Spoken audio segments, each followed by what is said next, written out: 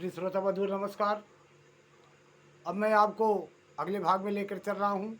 एक बार कैलाश पर्वत पर जगत जननी जगदम्बा उमा भवानी माता पार्वती बैठी भोलेनाथ के करीब में कुछ गुनगुनाई।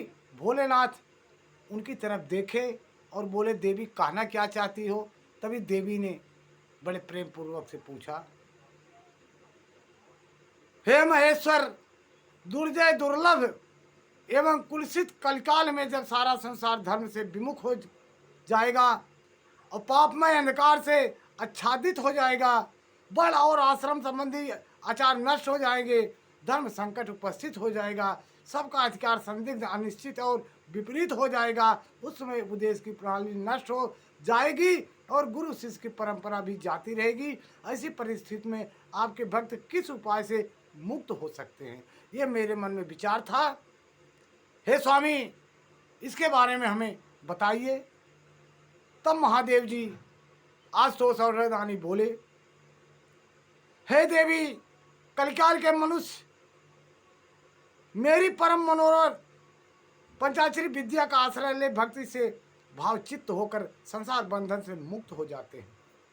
जो अकथनीय और अचिंतित हैं, जो दूषित कृतज्ञ निर्दयी छली लोभी और कुटिल चित्त है, वे मनुष्य भी यदि मुझमें मन लगाकर मेरी पंचाक्षरी विद्या जप करेंगे, उनके लिए वह विद्या ही संसार भय से तारने वाली होगी। ऐ देवी, मैंने बारंबार प्रतिज्ञा पूर्वक यह बात कही कि भूतल मेरा पतित हुआ भक्त भी इस पंचाक्षरी मंत्र के द्वारा इस बंधन से मुक्त हो जाता है। देवी बोली, यदि मनुष्य पतित होकर सर्वथा कर्म करने के योग्य न रह जाए तो उसके द्वारा किया गया कर्म नरक को ही प्राप्त करने वाला होता है। ऐसी दशा में पतित मानव इस विद्या द्वारा कैसे मुक्त हो सकता है? हे महादेव जी, हमें विस्तृत ढंग से बताइए। तब महादेव जी ने कहा, ऐ सुंदरी, तुमने यह बहुत ठीक बात पूछी है। अब इसका उत्तर मैं तुम्हें देता हूँ। सुनो, पहले मैंने इस विषय को गोपनीय समझकर अब तक प्रकट नहीं किया था। यदि पतित मनुष्य मोहवश अन्य मंत्रों के उच्चारण पूर्व मेरा पूजन करे तो वह निसंदेह नरकगामी हो सकता है, किंतु पंचाक्षर मंत्र के लिए ऐसा प्रतिबंध नहीं है। जो केवल जल पीकर और हवा खाकर तप करते हैं तथा दूसरे लोग को नाना प्रकार के व्रतों द्वारा अपने शरीर को सुखाते हैं, उन्हें इन व्रतों द्वारा मेरे लोक की प्राप्ति नहीं होती। वो अपने शरीर को मूर्खता पूर्ण ही सुखाते हैं, मूर्खता पूर्ण ही तप करते हैं, वो दूसरे मंत्रों द्वारा, उससे मैं उनको प्राप्त नहीं होता। प्रिय श्रोता बंधु, परंतु जो भक्ति पूर्वक पंचाक्षर मंत्र से ही एक बार मेरा पूजन कर लेता है, वह भी इस मंत्र के ही प्रताप से मेरे धाम को पहुंच जाता है। इसलिए तप, यज्ञ, व्रत और नियम पंचाक्षर द्वारा मेरे पूजन की करोड़वीं कला के समान भी नहीं है। कोई वृद्ध हो या मुक्त जो पंचाक्षर मंत्र के द्वारा मेरा पूजन करता है, वह अवश्य संसार पास से छुटकारा पा जाता है।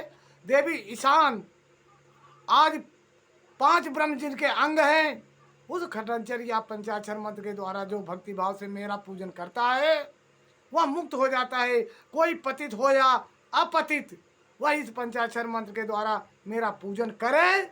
मेरा भक्त पंचाक्षर मंत्र का उपदेश गुरु से ले चुका हो या नहीं, वह क्रोध को जीतकर इस मंत्र के द्वारा मेरा पूजन किया करे। जिसे मंत्र की दीक्षा नहीं दी है, कोट कोट गुणा अधिक माना गया है, अति देखी दीक्षा लेकर ही इस मंत्र से मेरा पूजन करना चाहिए। अगर दीक्षा नहीं ली है तो भी चलेगा, लेकिन उसकी अपेक्षा दीक्षा लेने वाला पुरुष कोट कोट गुणा अधिक माना गया है जो मंत्र लिया है।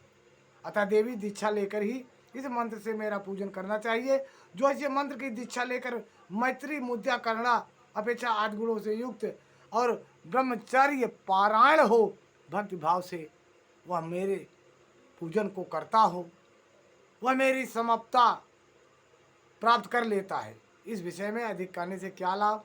मेरे पंचाक्षर मंत्र में सभी भक्तों का अधिकार है, इसलिए यह श्रेष्ठ मंत्र है। पंचाक्षर के प्रभाव से ही लोक वेद महर्षि सनातन धर्म देवता तथा यह संपूर्ण जगत टिका हुआ है।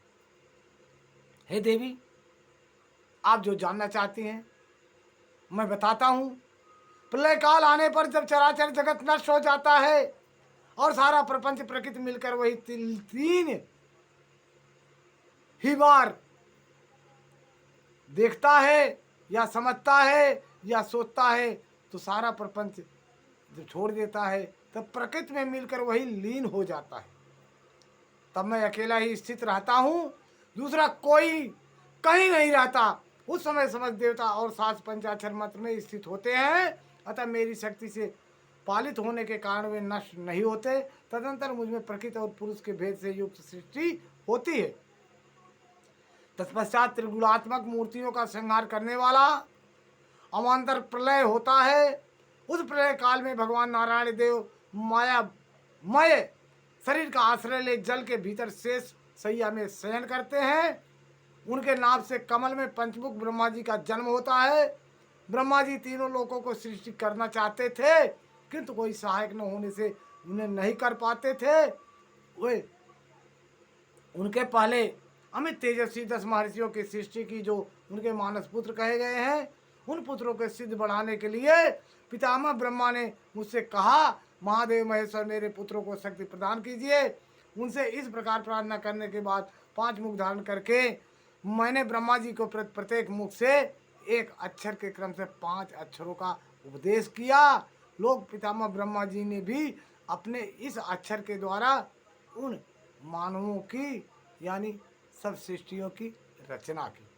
प्रिय श्रोता बंधु, भोलेनाथ ने माता पार्वती से सारा वृतांत ही कह डाला। मैया सब कुछ जानती थी, आज शक्ति जगत जननी जगदम्बा थी।